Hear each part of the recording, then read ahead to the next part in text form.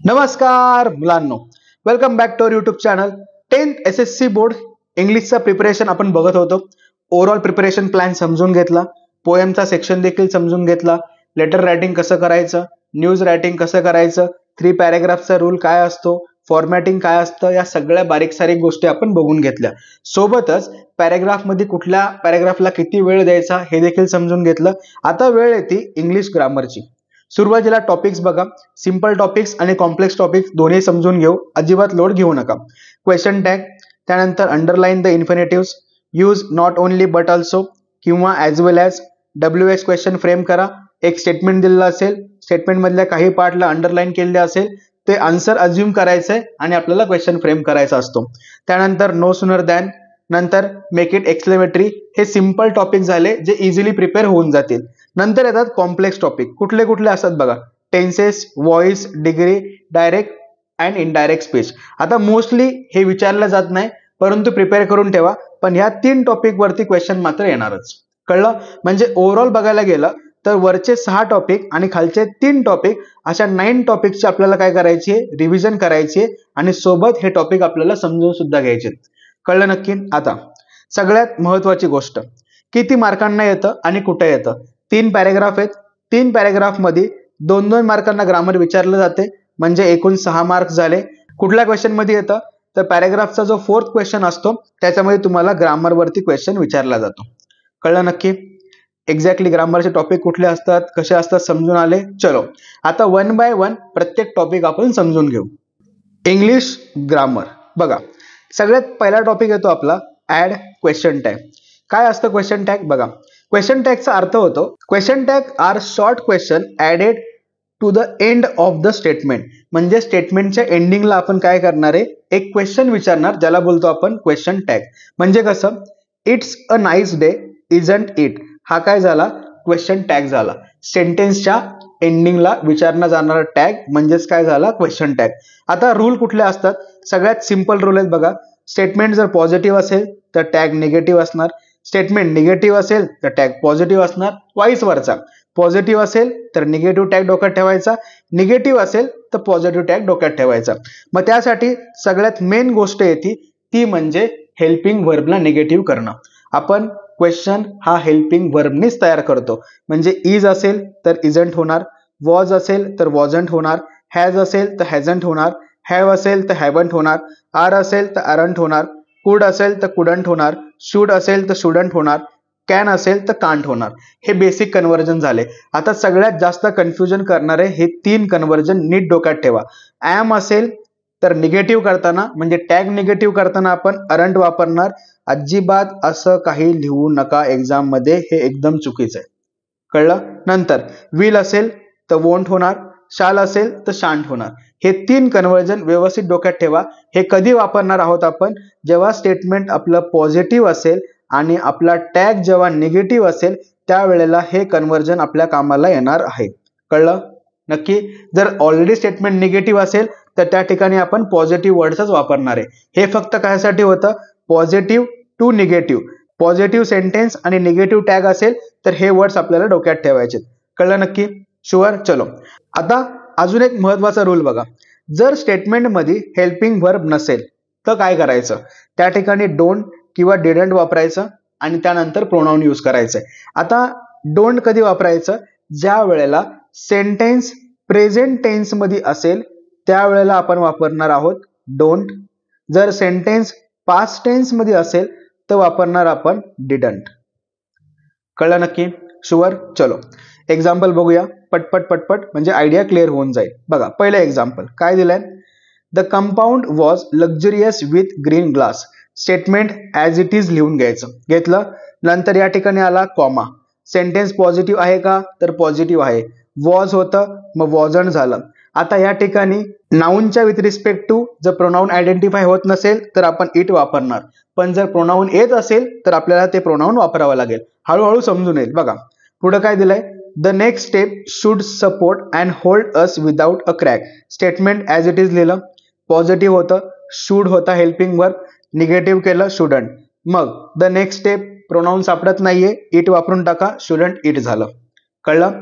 Third statement बघा, Sitaram was on his delivery round. परत statement as it is लिहिलं, comma दिला.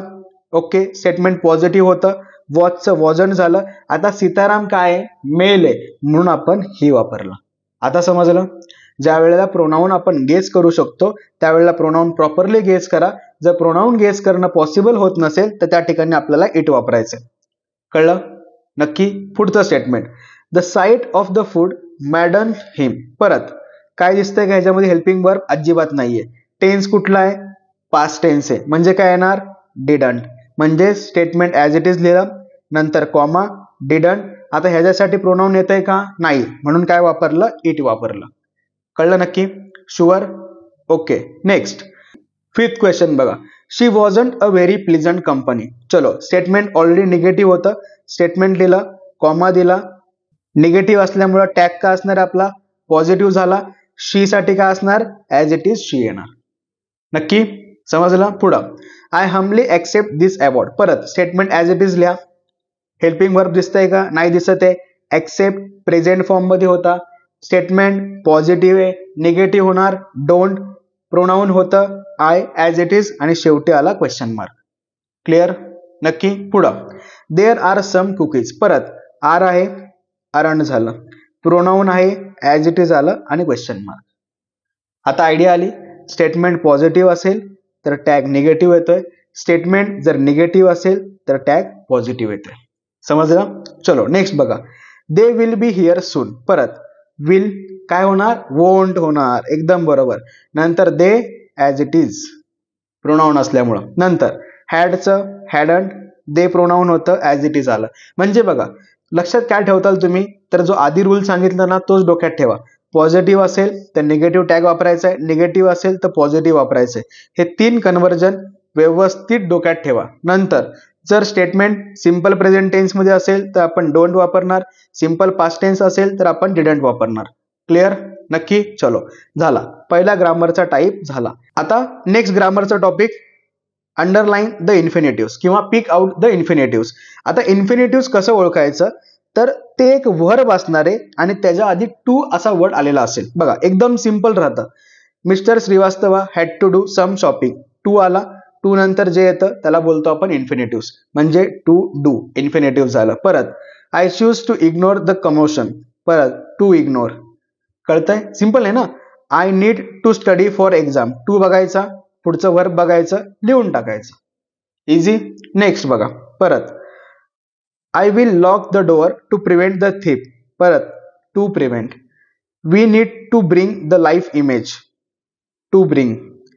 ही was forced to kill his friends and family, to त्याच्यानंतर येणारा word, म्हणजे या ठिकाणी पण आलं टू किल. नंतर there was plenty to eat and drink, to eat, to eat. समजलं? किती सिंपल होता हा. इन्फिनिटिव्ह आयडेंटिफाय कसं करायचं आयडिया आली. शुअर? चलो, आता next topic, not only but also आणि as well as. Simple form मध्ये नीट डोक्यात ठेवा. सेंटेन्स मध्ये जे सेंटेन्स दिलेलं असेल त्याच्यामध्ये अँड असा वर्ड आलेला असेल, जेव्हा तुम्ही ॲज वेल ॲज वापरणार आहात त्यावेळेला डोक्यात ठेवायचं अँडच्या जागेवरती ॲज वेल ॲज लिहायचं, बाकी काही चेंज नाही करायचं. पहिलं कळलं? ॲज वेल ॲज कसं वापरायचं समजलं. नंतर नॉट ओनली बट ऑल्सो वापरताना सुरुवातीला जिथं अँड होता त्या अँडच्या जागेवरती बट ऑल्सो येणार, ते काही चेंज नाही होणार. मग नॉट ओनली कधी वापरणार, तर नॉट ओनली जे वर्ब असेल त्या वर्ब नंतर जे ऍडजेक्टिव्ह येत आहे ना त्या ऍडजेक्टिव्हच्या आधी वापरायचं आपल्याला नॉट ओनली. म्हणजेच दिलेल्या स्टेटमेंटमध्ये 2 ऍडजेक्टिव्ह असतील, एका ऍडजेक्टिव्हच्या आधी नॉट ओनली येईल, दुसऱ्या ऍडजेक्टिव्हच्या आधी बट ऑल्सो येईल. कळलं? नक्की. परत एकदा ऐका, अँडच्या जागेवरती ॲज वेल ॲज, हे तर सिंपल आहे. पण नॉट ओनली बट ऑल्सो मध्ये अँडच्या जागेवरती बट ऑल्सो आलं, अँडच्या आधी जे ऍडजेक्टिव्ह येत आहे त्याच्या आधी वापरायचंय नॉट ओनली. क्लिअर? चला पुढचं एक्झाम्पल बघू, म्हणजे अजून क्लिअर होऊन जाईल. आता या ठिकाणी बघा, new smartphone offer advance features and silk design. Advance feature पहिला ऍडजेक्टिव्ह, सिल्क डिझाईन दुसरं ऍडजेक्टिव्ह. चलो, ॲज वेल ॲज वापरणं खूप सोपं होतं, अँड काढलं, ॲज वेल ॲज टाकून दिलं. नंतर ॲडव्हान्स फीचरच्या आधी काय असणार आहे, नॉट ओनली, अँडच्या जागेवरती काय येणार आहे, बट ऑल्सो. इझी आहे. नक्की कळलं? परत एकदा नीट ऐका, पहिल्या ऍडजेक्टिव्हच्या आधी नॉट ओनली, दुसऱ्या ऍडजेक्टिव्हच्या आधी बट अल्सो. सिंपल. अजून सिंपल, नॉटच्या जागेवरती बट अल्सो. डन. पुढे बघा. The company provide health care benefits and the retirement plans for its employ. Okay, health care benefits, retirement plans, अँडच्या ऐवजी ॲज वेल ॲज आलं. अँडच्या जागेवरती बट अल्सो. हेल्थ केअर बेनिफिटच्या आधी नॉट ओनली. इझी आहे, समजलं नक्की. पुढं. They have to skill and the will. परत द विल, द स्किल, दोन ॲडजेक्टिव्ह होते. अँडच्या जागेवरती आपण ॲज वेल ॲज वापरलं, पहिला प्रश्न मिटला. द स्किल पहिलं ॲडजेक्टिव्ह, त्याच्या आधी आलं नॉट ओनली. द विल दुसरं ॲडजेक्टिव्ह, त्याच्या आधी आलं बट अल्सो. क्लिअर, नक्की समजलं, शुअर. ओके, चलो, आयडिया आली. आता नेक्स्ट दोन बघा, पटपट पटपट समजून घेऊ. They were totally drenched and happy. परत टोटली ड्रंच पहिलं ॲडजेक्टिव्ह, हॅप्पी दुसरं ॲडजेक्टिव्ह. अँडच्या जागेवरती ॲज वेल ॲज, पहिल्या ॲडजेक्टिव्हच्या आधी नॉट ओनली, दुसऱ्या ॲडजेक्टिव्हच्या आधी बट अल्सो. खतम. All children except bully were healthy and strong. Okay, अँडच्या जागेवरती as well as, healthy strong दोन ॲडजेक्टिव्ह होते. हेल्दीच्या आधी नॉट ओनली, स्ट्रॉंगच्या आधी बट अल्सो. सिंपल. कळले तिन्ही टॉपिक नक्की. काय काय बघितलं आपण बघा. Not only, but also, as well as, infinitives बघितलं आणि क्वेश्चन टॅग कसा यूज करायचा समजून घेतलं. तिन्ही टॉपिक क्लिअर झाले. चलो, आता पुढचा टॉपिक पण लगेच समजून घेऊ. पुढचा टॉपिक, मेक इट एक्सक्लेमेटरी. बघा, खूप खूप खूप इझी असणारा टॉपिक आहे, पण थोडंसं कन्फ्युजन होऊ शकतं. आता एक्सक्लेमेटरी करताना आपण व्हॉट आणि हाऊ वापरणार आहोत. पण व्हॉट कधी वापरायचा आणि हाऊ कधी वापरायचा हा सगळ्यात मेन प्रश्न आहे. जर स्टेटमेंटमध्ये व्हेरी असेल तर हाऊ वापरायचं. स्टेटमेंटमध्ये व्हेरी असेल तर व्हॉट वापरायचं. पहिलं कळलं नक्की. पण व्हेरी नसेलच, म्हणजे विदाऊट व्हेरीवाला स्टेटमेंट असेल तर आपल्याला वापरायचं आहे हाऊ. आता तुम्ही कन्फ्यूज झाला. व्हेरी असेल तरी पण हाऊ वापरतोय, व्हेरी नसेल तरी पण हाऊ वापरतोय. मेन डिफरन्स काय आहे? अचा डिफरन्स आहे. ज्या स्टेटमेंटमध्ये असेल त्या ठिकाणी व्हॉट वापरायचं आहे, व्हेरी असेल त्या ठिकाणी व्हॉट वापरायचं आहे. म्हणजेच एकदम सिंपल फॉर्ममध्ये समजून घेऊ. बघा, जर स्टेटमेंटमध्ये व्हेरी आलं तर आपण हाऊ वापरणार आहे. जर स्टेटमेंटमध्ये व्हेरी आलं तर आपण वापरणार आहे व्हॉट. जर स्टेटमेंटमध्ये व्हेरी वर्डच नसेल, पण नसेल तर वापरणार आपण हाऊ, म्हणजे काहीच नाहीये. जर स्टेटमेंटमध्ये असेल तर आपण वापरणार व्हॉट. एक्झाम्पल घेऊ, म्हणजे जे मी बोलतोय ना ते क्लिअर होऊन जाईल. आता स्टेटमेंटचा कन्व्हर्जनचा रूल नीट समजून घ्या. सुरुवातीला काय असणार आहे? हाऊ किंवा व्हॉट, नंतर ॲडजेक्टिव्ह, नंतर सब्जेक्ट, हेल्पिंग वर्ब आणि शेवटी एक्सक्लेमेटरी मार्क. चलो, एक्झाम्पल बघा. The movie was great. आता या ठिकाणी व्हेरी आहे का? नाहीये. आहे का? नाहीये. व्हेरी पण नाहीये, पण नाहीये, म्हणजे काय वापरणार आपण? हाऊ वापरणार. कळलं आता. नंतर ॲडजेक्टिव्ह ग्रेट, त्यानंतर subject the movie, helping verb was, म्हणजे काय झालं? How great the movie was. कळलं नक्की? समजलं? पुढचं बघा. Shweta is a very beautiful girl. आता या ठिकाणी काय झालंय नीट बघा. अ व्हेरी म्हणजे काय वापरणार आपण? व्हॉट वापरणार. नंतर ब्युटिफुल गर्ल ॲडजेक्टिव्ह आलं, त्यानंतर काय असणार आहे? सब्जेक्ट, त्यानंतर काय येणार आहे? Helping verb.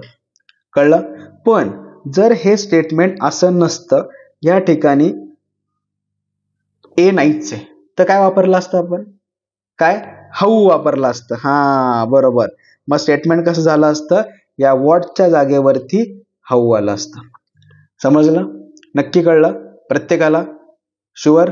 ओके, चलो नेक्स्ट सेंटेन्स बघा. काय दिलंय? You have made a big mess. परत स्टेटमेंट बघा. व्हेरी दिसतंय का? नाही दिसत आहे. आता काय दिसतंय या ठिकाणी? ए दिसतोय. ए म्हणजे वापरायचं आहे व्हॉट, मग big mess adjective, you subject, helping verb have, verb आलं होतं म्हणून वर्ब पण मेन्शन केलं. कळलं नक्की? शुअर? पुढं बघा. His painting is very expensive. काय दिसतंय? व्हेरी वर्ड दिसतोय. व्हेरी सोबत आहे का? नाहीये. व्हेरी असेल तर आपण हाऊ वापरणार. त्यानंतर नेहमीचा सिंटॅक्स, पहिलं ॲडजेक्टिव्ह घ्या, त्यानंतर सब्जेक्ट घेतला, त्यानंतर हेल्पिंग वर्ब आणि शेवटी एक्सक्लेमेटरी मार्क. डन. नक्की. पुढं बघा. Raju has a great creativity. काय दिसतंय? व्हेरी दिसतोय का? नाही दिसत आहे. अ दिसतोय. अ म्हणजे काय झाला? व्हॉट अ आला. कळलं? त्यानंतर ग्रेट क्रिएटिव्हिटी ॲडजेक्टिव्ह, त्यानंतर सब्जेक्ट सब्जेक्ट, त्यानंतर हेल्पिंग वर्ब आणि शेवटी एक्सक्लेमेटरी मार्क. कळलं? कसं कन्वर्जन करायचं समजून आलं. एक्सक्लेमेटरी कसं करायचं नक्की कळलं. त्याच्यानंतर how to use not only but also as well as idea आली. इन्फिनिटिव्स कसे पिकअप करायचे कळलं. क्वेश्चन टॅग ॲड कसा करायचा समजून आलं नक्की प्रत्येकाला. आता नेक्स्ट व्हिडिओमध्ये जे पेंडिंग टॉपिक आहेत ते समजून घेऊ. एकदम जर सगळे टॉपिक सांगितले तर तुम्ही कन्फ्यूज होता. त्यामुळे प्रत्येक व्हिडिओमध्ये 4-4 टॉपिक घेऊ आणि संपूर्ण ग्रामर समजून टाकू. कळलं नक्की? समजलं? चलो व्यवस्थित अभ्यास करा. एक्झामला अजून 2-3 दिवस बाकी आहेत. हे जेवढे ग्रामरचे टॉपिक सांगितले होते तेवढे सगळे व्यवस्थित प्रिपेअर करताल. थांबा, तुम्ही ह्याचा स्क्रीनशॉट काढून घ्या म्हणजे तुम्हाला एक्झॅक्टली काय काय करायचंय ते समजून येईल. घ्या. घेतला? चलो नेक्स्ट हे एक्झाम्पलचा पण स्क्रीनशॉट काढून घ्या. घेतला? अभ्यासाला तुम्हाला कामाला येईल. इन्फिनिटिव्ज एक मिनिट थोडंसं प्रॉपर झूम करतो मी. ठीक आहे, घ्या. घेतला? नक्की. चलो next not only but also. घेतला? चलो पुढं एक्सक्लेमेटरी एवढंच होतं. घ्या पटकन स्क्रीनशॉट. घेतला? चलो व्यवस्थित अभ्यास करा. नेक्स्ट व्हिडिओमध्ये ग्रामरचे जे मेन टॉपिक्स आहेत ते पण डिस्कस करू. ह्यातले काही रिमेनिंग 2-3 टॉपिक राहिलेत ते सुद्धा बघून घेऊ. कळलं? व्यवस्थित अभ्यास करा. Bye bye. All the best.